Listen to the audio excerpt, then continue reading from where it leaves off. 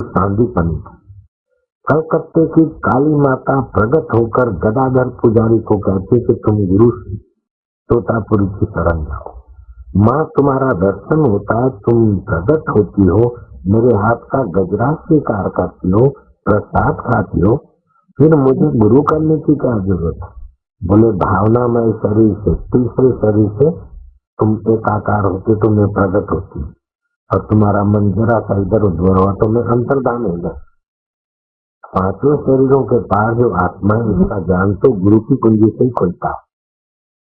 तोतापुरी गुरु से दीक्षा ली और वो गदाधर पुजारी जो राम का आत्मा है, कृष्ण का आत्मा, वही मेरा आत्मा, उसका साक्षात्कार किया। गुरु ने नाम रखा राम कृष्ण परमहंस। गदाधर पुजारी में से राम कृष्ण परमहंस बने गुरु कृपाल।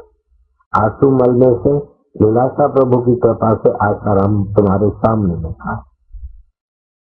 हे बच्चे, हे विद्यार्थी, हे छोरा, हे विद्यार्थी, इधर आओ। क्या कर रहा है? फूल तोड़ रहा है? हाँ जी महाराज। बोलो फूल तोड़ रहा है। क्यों चोरी करता? स्वामी जी चोरी नहीं है, मेरे गुरु जी है ना आचार्य जी, वो पूजा में बैठेंगे ना, कौन कहिए पंचगंगा घाट खरीदिए काशी की बात। कौन तेरे गुरु जी है? बोले मेरे गुरु जी माधवानंद जी। अच्छा अच्छा, वो आचार्य माधवानंद जी। तो क्या पढ़ता है? महाराज जी मध्यमा में हूं। क्या झक मारता? तू भी बेवकूफ, तेरा गुरु भी बेवकूफ। जा अपने गुरु को भेजना मेरे पास, बोल देना आचार्य राघवानंद जी ने तुम्हें याद किया, बुलाया। दौड़ते चला राघवानंद के पास, बात गई और माधवानंद के पास शिष्य ने बात कर दी। आचार्य राघवानंद के पास आए।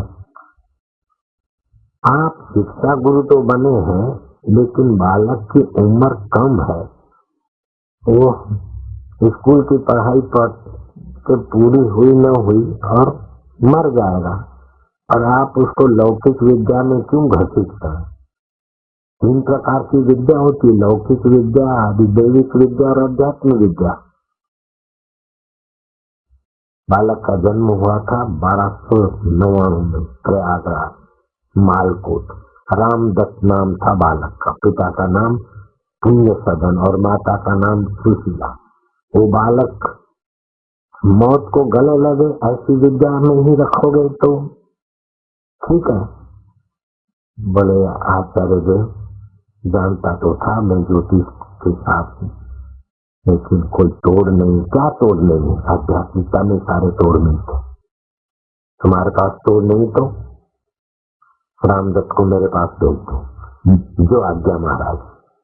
शिक्षा गुरु ने दीक्षा गुरु के पास आचार्य राघवानंद के पास भेज दिया, मंत्र दीक्षा मिली। रामदत्त विद्यार्थी ने ऐसा जप ध्यान किया, थोड़ा बहुत पढ़ना लिखा। मृत्यु का समय आया, गुरु जी ने बताया कि मंत्र के अर्थ को जपते जपते इस प्रकार ध्यान कर। मंत्र का काल समाप्त हुआ, आशीर्वाद दे दिया। 111 वर्ष की उम्र तक वो बालक जिया और नाम पड़ा रामानंद स्वामी। कबीर जी उसके शिष्य हो गए और बड़े बड़े संत उनके शिष्य बने। रामानंद संप्रदाय चल पड़ा।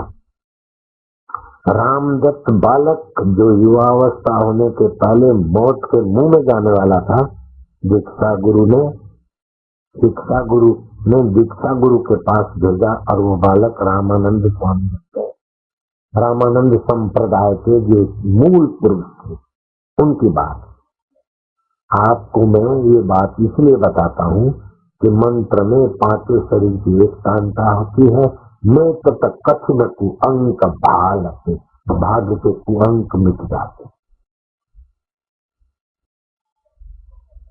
दूसरा एक बालक जन्मते ही अंधा, पिता मर गया बचपन में 1-8 साल की उम्र। माँ लगभग मौत के कगार पे खड़ी, दो चार 5 साल का बच्चा, उसका पेट भरने की ताकत माँ में नहीं है, अकाल पड़ा, माँ अपना शरीर घसीट नहीं सकती तो बच्चे को कहाँ घसीट। 5 साल के बालक को घसीटते हुए कैसे भी जंगल में ले, खटा मांदा बच्चा बीमार, जंगल की देवी तुझे अर्पण, आदि से शेर खाए, बघेड़ा खाए, सियार खाए, सांप खाए, या भगवान से बचाए। मैं नहीं जानती, मैं नहीं जानती, मुझे पता नहीं, मुझे पता नहीं, मुझे पता नहीं। अपने हृदय पर पत्थर रखती हुई माँ आंसू बहाती से बच्चे को नहीं देखेंगी, ममता। आंखें बंद करके माँ चल पड़ी, बच्चे को, अनाथ बच्चे को छोड़कर चली। जाते जाते ये कह गई, इस जगत में तेरा कोई नहीं है, तो भगवान है जो पहले भी था, अभी भी है, बाद में भी रहेगा। ये सुना, इन्हीं बात सुना के जाती, तू जान तेरा भगवान जान। लाचार, बीमार, मोहताज बच्चा पड़ा, भगवान ने लाए ऐसे दिन के, लेकिन देखो ऐसे दिन के पीछे भी कितनी करुणा है, प्यार है। अग्रदास महाराज सुबह को सैर करने निकले जंगल में, एकदम भी भूले, अभी सूखे अंकीले जंगल में ऐसी जगह पहुंचे जहाँ बालक पड़ा था। देखा कोई है नहीं, बच्चे के नजदीक गए, यहाँ कैसे पड़ा है, कौन है तेरी माँ, उन्हें छोड़ के गई, बाप बचपन में मर गया, आंखें क्यों नहीं खोलता, अंधा हूँ। अग्रदास ने अपने भाई को कहा करमंडल से पानी दे, पानी दिया, मंत्र पढ़ के आंखों में पानी डाला, बच्चा देखता हो गया, दृष्टि डाली, बच्चा खड़ा हो गया। अब जा अपने घर, मेरा घर, हाँ मेरा घर, मेरा घर तो हाथी के पास। कल से आश्रम में आया, गुरु महाराज ने नाम रख दिया, घर का नाम जो भी था, भागा था, मूर्खा था, जो भी था वो वर्णन नहीं आता, नारायण नाम रख दिया। नारायण 8-9 साल का हुआ, गुरु महाराज की सेवा करता, पंखा हाँकता, गुरु महाराज उसे ईश्वर की सत्ता, ईश्वर का अस्तित्व और अकारण ईश्वर की कृपा कैसे कैसे बरसती, क्या भी कर सकती है, इस विषय पर जरा थोड़ी कथा कहानी सुना रहे थे, जैसे मैं तुमको सुना रहा हूं। तो कहा गुरु महाराज गंभीर होकर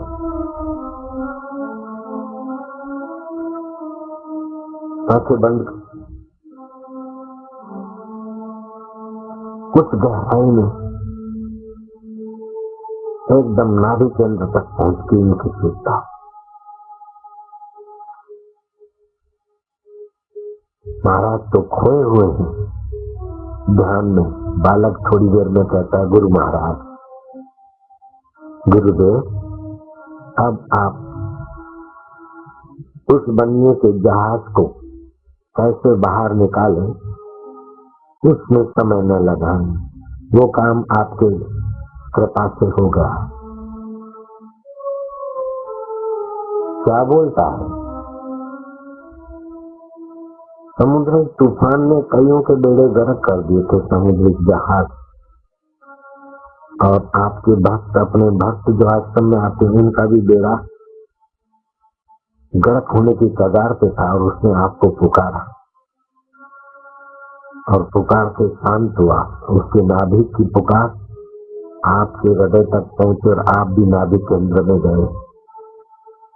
मैंने ये जान लिया और मैंने फिर ध्रुव मध्य में आज्ञा केंद्र में स्थित होकर जो आपसे सुना था, ऐसे मैंने वायुदेव को संकल्प दिया, वायु की दिशा बदली, जो पश्चिम से पूर्व को वायु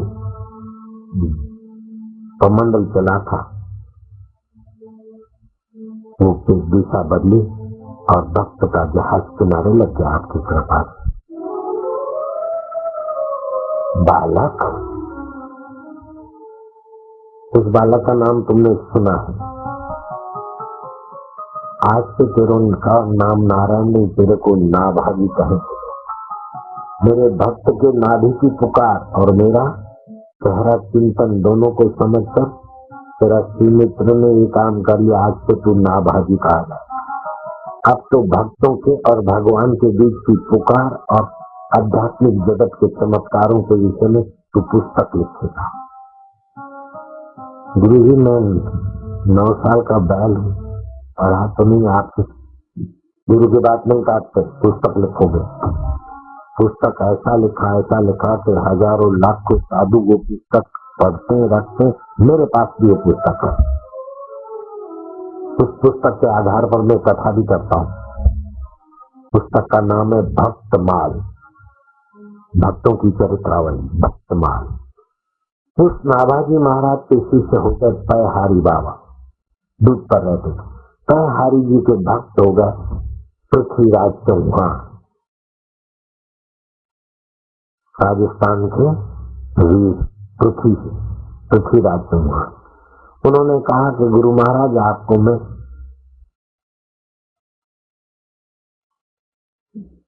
हरि बाबा को, नाभाजी महाराज के शिष्य को, आपको मैं द्वारकाधीश के दर्शन करने ले जाऊं, तो आज्ञा करो। कब, कैसे? तो रथ की तैयारी। तू क्या ले जाएगा? मैं तुझे द्वारकाधीश के दर्शन करा दूंगा। कल प्रभात को अभी 3 ही बजने वाले हैं।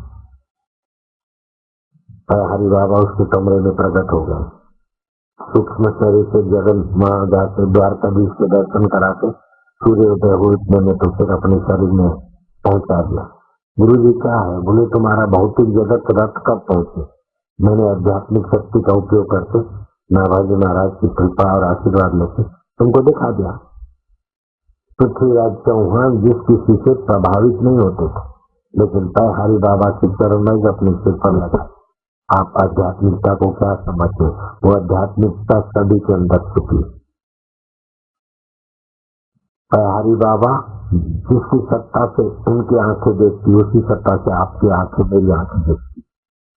नाभाजी अनाथ बालक की आंखें जिसकी सत्ता से देखती थी, उसी सत्ता से आपकी आंखें देखती। उन्होंने मंत्र शक्ति और गुरु की कुंजी का उपयोग करके ऊंचाई पाई और आपको पाना बाकी है।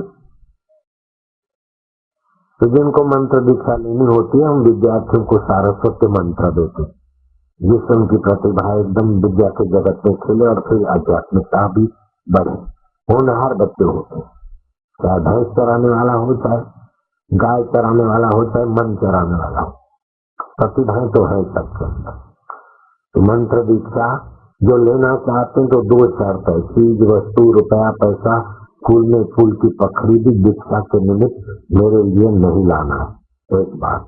दूसरी बात, मंत्र दीक्षा में जो प्रयोग कराएगा, आप शरीर को तंदुरुस्त कर ले, मन को प्रसन्न कर ले और सुख दुख के सिर पर पैर रख के आप परम पद की यात्रा करने का केवल इरादा कर लेंगे। बाकी का काम मंत्र भगवान स्वयं करेगा, आपके जीवन में बरकत आएगी।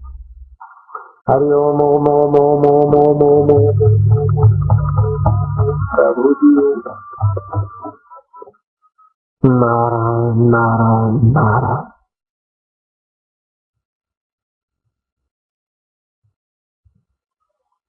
चलो अलाउंसर, अभी प्रसाद बांटना बाकी है। मंत्र दीक्षा का क्या करेंगे? मंत्र दीक्षा लेना चाहते तो हाथ ऊपर करो। इतने सारे बाकी हो, किसी बढ़िया गुरु से ले सको तो ले लेना, नहीं तो अपन है ही है। सत्या गुरु का बैठे हैं देर सवेर। यहाँ जो आश्रम बना है आपको पता होगा, बड़का और पीपल का पेड़ बहुत पुराना।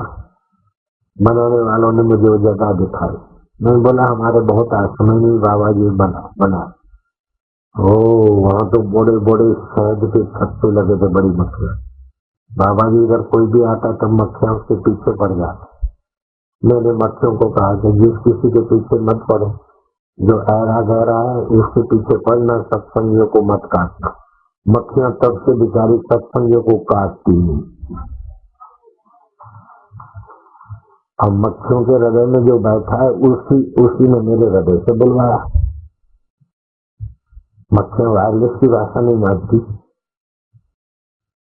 मोबाइल फोन से तो सिर दर्द की कई प्रकार की पीड़ाएं होती है, माइग्रेन जैसी बीमारी दे देती है मोबाइल फोन।